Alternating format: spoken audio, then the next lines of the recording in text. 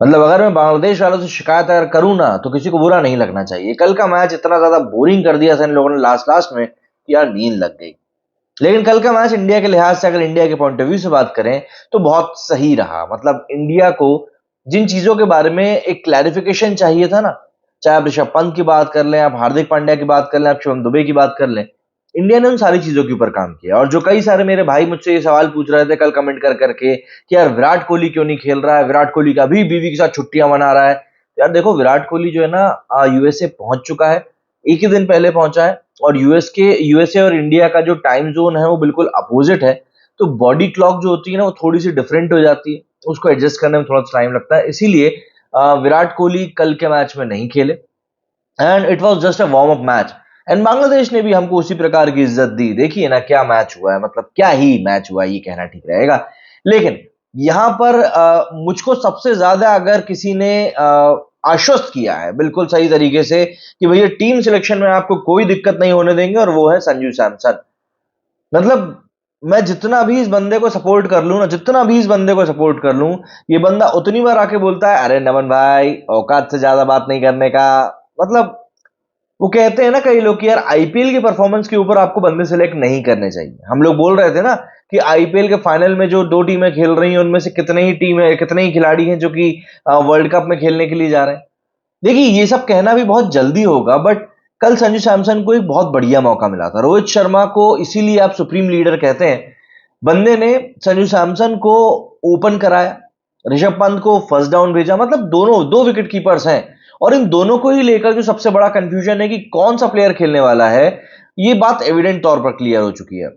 तो ऐसे में जब संजू सैमसन को मौका मिला था रोहित शर्मा के साथ ओपन करने का, तो उसको एटलीस्ट 50 नहीं तो 30-35 रन तो ऐसे बनाने थे जिनको देखने के बाद में उसके नाम के ऊपर चर्चा तो होती कि नहीं यार, संजू भी तो अच्छे फॉर्म में है, इसको भी तो हम खिला सकते हैं। बट एक और वही इंडियन जर्सी, एक और वही, मतलब क्या बोलूं, मैं मुंह से तो कुछ और ही शब्द निकल रहा था। बट समझ में नहीं आता ना कि संजू सैमसन जैसे ही इंडियन जर्सी में आता है इस बंदे की परफॉर्मेंस कहां चली जाती है। वहीं फिर ऋषभ पंत आया, उसने आड़ा होकर छक्का मारा, टेढ़ा होकर छक्का मारा, सीधे खड़े होकर छक्का मारा, 50 मार दी। भाई ऐसा है कि जब बड़ा स्टेज आता है ना तब आपको परफॉर्मेंस भी बड़ी करनी पड़ती है। आप ये नहीं बोल सकते कि मैं एक टैलेंटेड प्लेयर हूं और मैं अपने घर में इतना रन बना के आया हूं। नहीं, आपको मौके पे चौका मारना पड़ेगा, एंड संजू सैमसन ये चीज नहीं कर रहा है।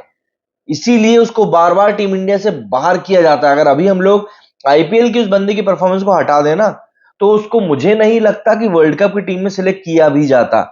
संजू सैमसन हो गया, शिवम दुबे हो गया, इन लोगों को कहीं ना कहीं सिलेक्ट ही उनकी आईपीएल की परफॉर्मेंस के बेसिस पे किया गया है। कल शिवम दुबे भी कोई ढंग का नहीं चल पाए, कोई ढंग का नहीं चले। आपने एक छक्का मारा हो मुझे उससे मतलब नहीं है, आपका स्ट्राइक रेट 100 से कम है। पूरे आईपीएल में हमने विराट कोहली को लताड़ा है भाई स्ट्राइक रेट को लेकर। तो जब आप 100 के स्ट्राइक रेट से कम पे टी20 में खेलोगे इंटरनेशनल में जाकर, तो आपका लताड़ना बनता है। और वैसे भी लॉर्ड दुबे को जब से टीम में सिलेक्ट किया गया है तब से ही बंदा परफॉर्म वैसे भी नहीं कर रहा है। सीएसके के लिए भी कहां परफॉर्म किया था। बट कल एक चीज अच्छी करी रोहित शर्मा ने कि इससे बॉल डलवा ली, जो भी सीएसके ने सीजन में किया नहीं था, है ना। तो बंदे से बॉल डलवा ली तो एक क्लैरिफिकेशन मिला कि हाँ चलो इसको हाथ घूम तो रहा है इसका कि नहीं घूम रहा। तो यहां पर एक तरीके से इंडियन टीम को बहुत हद तक क्लैरिफिकेशन अब मिल गया है क्या करना है।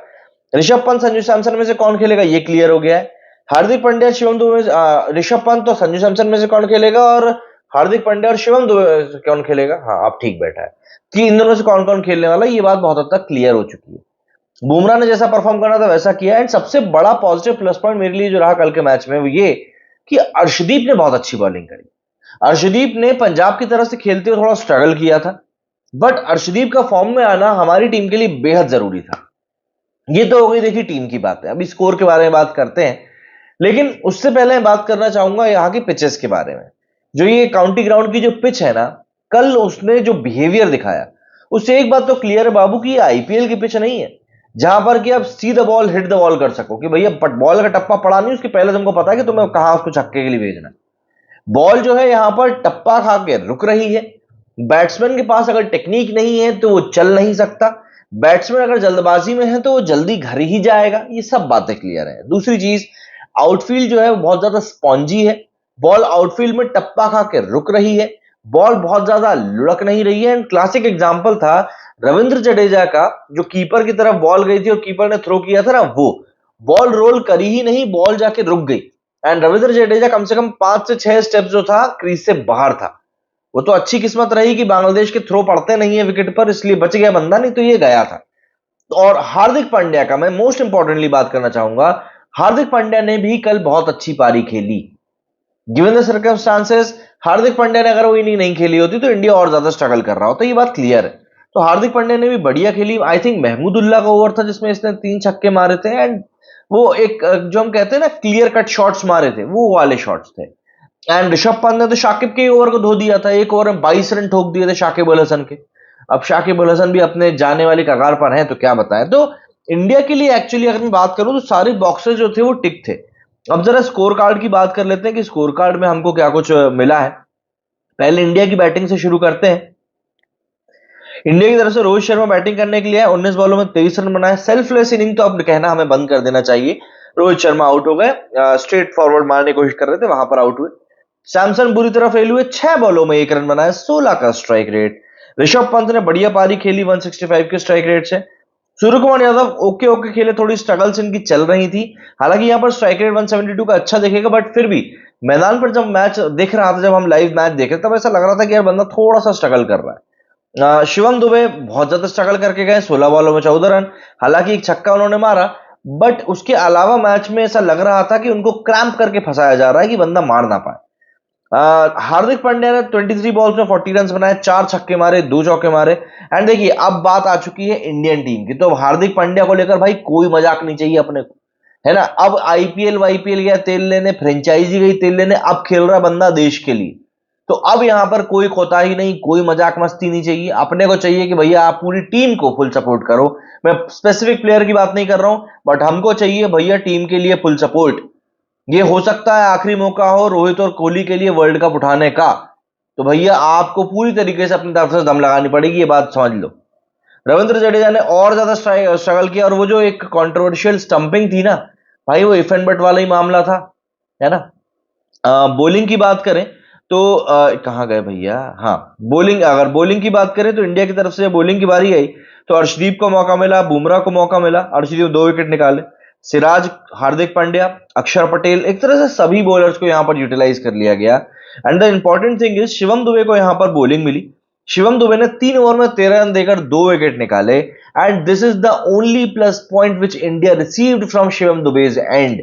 शिवम दुबे को इंक्लूड ही इसलिए किया गया क्योंकि बंदा बैटिंग भी करेगा और बंदा बॉलिंग भी करेगा।